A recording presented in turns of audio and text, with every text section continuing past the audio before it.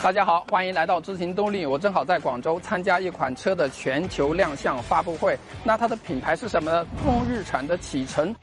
那这款车的英文名字是什么？相信大家应该有部分人知道了，它就是 V Online。那 V Online 是它的一个英文名字，那它中文名字是什么呢？今天晚上即将揭晓，我也会在视频的后面跟大家解说。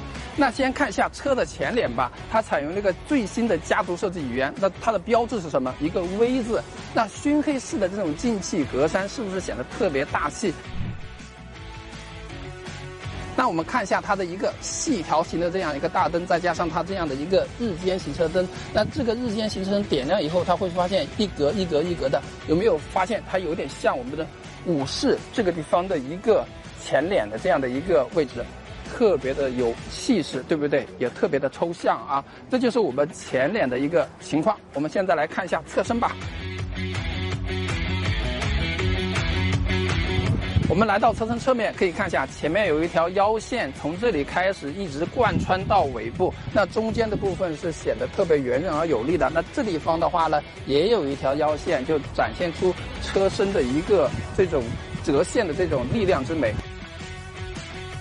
那我们现在来说一下尾部。那尾部跟前脸是遥相呼应的。首先，它有一个 V 字形的高位刹车灯，这地方采用了一个贯穿式的尾灯，我相信晚上点亮的时候是非常漂亮的。那来到这个地方，这里有一个碳纤的这样的一个饰板，同时有一个银色的这样的一个下唇，所以整体感觉是非常动感和年轻。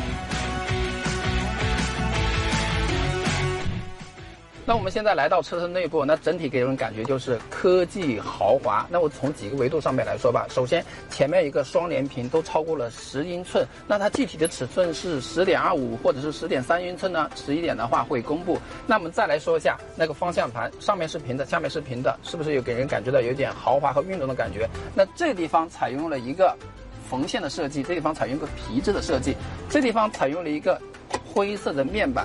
整体的感觉给人是非常的简约。那同时它座椅也看一下，采用了一个双拼色，蓝色和灰色，给人感觉有没有那种宾利的这种撞色的感觉，特别的有质感啊。最让我感觉到不一样的是，你看它的屏幕采用了一个灰白色，再加一个简约的设计，这是我们在以前很多的一些轿车新势力上面能够看到的。那这种给人感觉就是简约大方，而且特别有气质。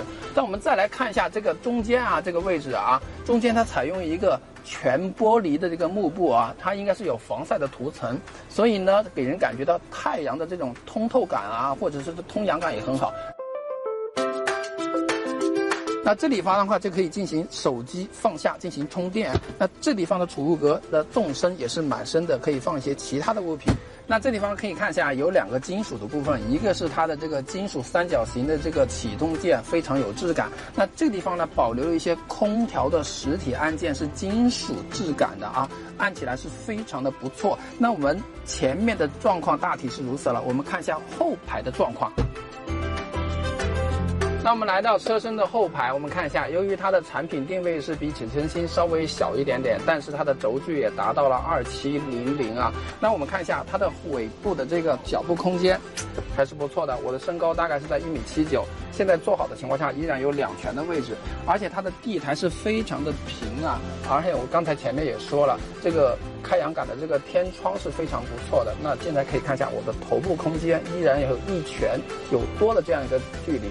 所以呢，我整体感觉到就是 V Online 的这个乘坐空间是很舒服的。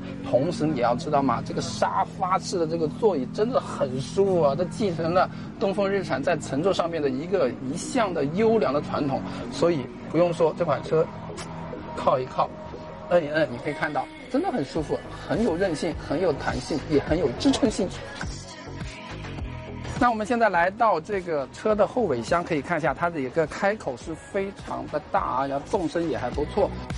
如果我们把第2排进行放倒，它这个可以产生1000升以上的这个空间，所以它的空间变化是灵活多变，可以装载很多的一些东西。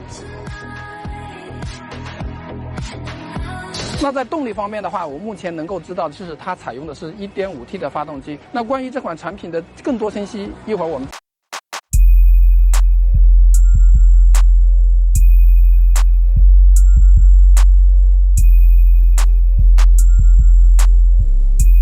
我们经过了刚才的沟通会的话，已经得知了这款车的中文名真的是朗朗上口，它就叫做启辰大 V， 你猜到了吗？同时的话，有些信息我要跟大家分享一下。首先是它的发动机是 1.5T 的，我刚才已经说过了，它的最大功率是140千瓦，那它的这个升功率已经达到了这个93千瓦这个是非常的牛的。它的100公里加速是控制在8.8秒左右，也比较优秀。那还有一个就是它的这个双联屏里面的这个智能网联信息是更加的有趣了，更加的这种人性化。比如说逢年过节，它会根据节气进行一个问候，同时它的这个还有多方位的这种氛围灯的一个控制，总之等等。所以呢，当我们下次再遇到实车，或者是你看到实车以后的话呢，你可以进行一些把玩，会更加的有趣。